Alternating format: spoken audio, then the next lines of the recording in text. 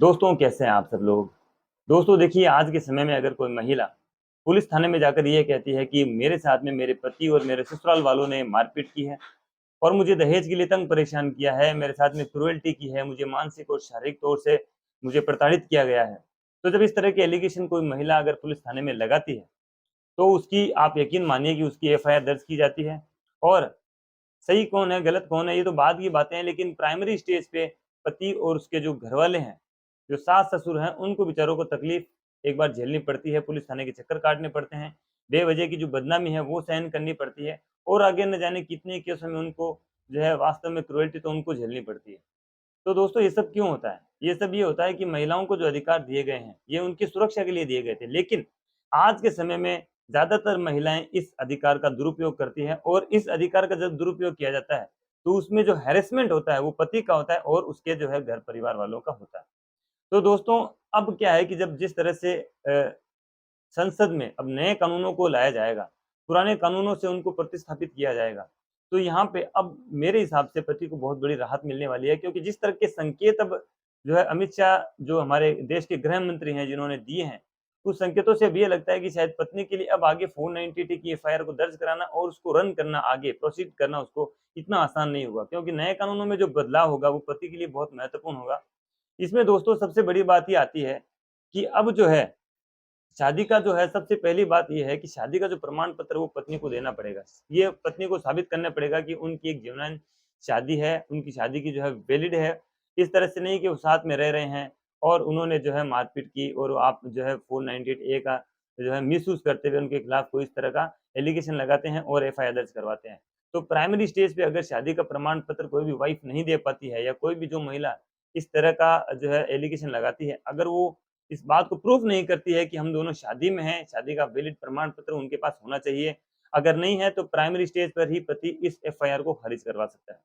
Number 2, दोस्तों सबसे बड़ी बात आती है क्षेत्राधिकार की। अब लड़की का एलिगेशन ये होता है कि मेरे ससुराल में मेरे साथ में मारपीट की गई थी, मेरे ससुराल में मेरे साथ में क्रूरल्टी की गई थी।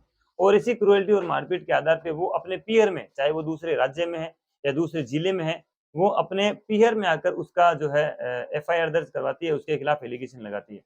हालाँकि महिलाओं को ये सुविधा दी गई है कि वो कहीं पर भी जाकर, चाहे वो अपने पीहर में जाके या फिर ससुराल में जाकर अपने जो है पति और ससुराल वालों के खिलाफ अगर कोई क्रूरल्टी उन्होंने की है तो उसके खिलाफ एलिगेशन लगा सकती है। लेकिन यहाँ पे ये साबित करना होगा पत्नी को कि उसके पति के द्वारा उसे अपने घर में नहीं रखा जा रहा है, मतलब पति के द्वारा उसको घर से निकाल दिया गया है।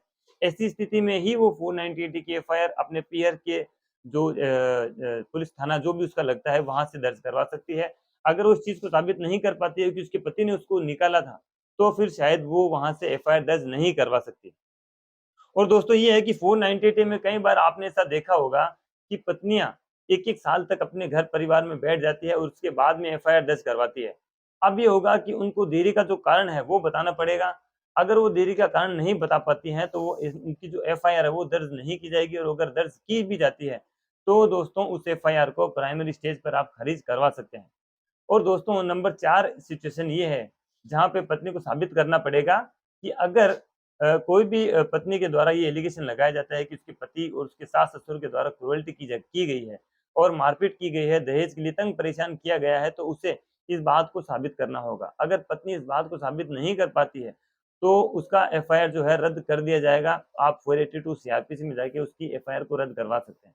दोस्तों ये सब चीज़ों की जो जैसे क्रूरल्टी का वो एलिगेशन लगाती है, मारपीट का एलिगेशन लगाती है, तो उसके पास में कोई मेडिकल का सर्टिफ़िकेट उसके पास में होना चाहिए, जिसके द्वारा ये साबित हो सके कि उसके साथ में कोई मारपीट की गई है या कोई ऐसा गवाह उसके पास में होना चाहिए, कोई ऐसा डॉक्यूमेंट्री एविडेंस उसके पास में होना चाहिए, जो ये बात साबित कर सके कि यस उसके साथ में क्रूरल्टी हुई है, मारपीट हुई है। दोस्तों अगर ये 4 चीज़ें पत्नी साबित करती है, तो इसकी 498 की एफआईआर दर्ज की जाएगी। अदरवाइज़ आप उसको इन्वेस्टिगेशन के दौरान ही उस एफआईआर को रद्द करवा सकते हैं, खारिज करवा सकते हैं। दोस्तों उम्मीद करता हूँ कि वीडियो आपको अच्छा लगा, वीडियो में दी गई जानकारी आपको समझ में आ गई होगी। दोस्तों अगर आप हमारे चैनल पे नए हैं, पहली बार हमारा वीडियो देख रहे हैं, तो हमारे चैनल को सब्सक्राइब ज़रूर करें, बेल आइकन ज़रूर प्रेस करें। दोस्तों बने रहिए हमारे साथ में, ख्याल रखिए, सुरक्षित रहिए, तब तक के लिए जय हिंद।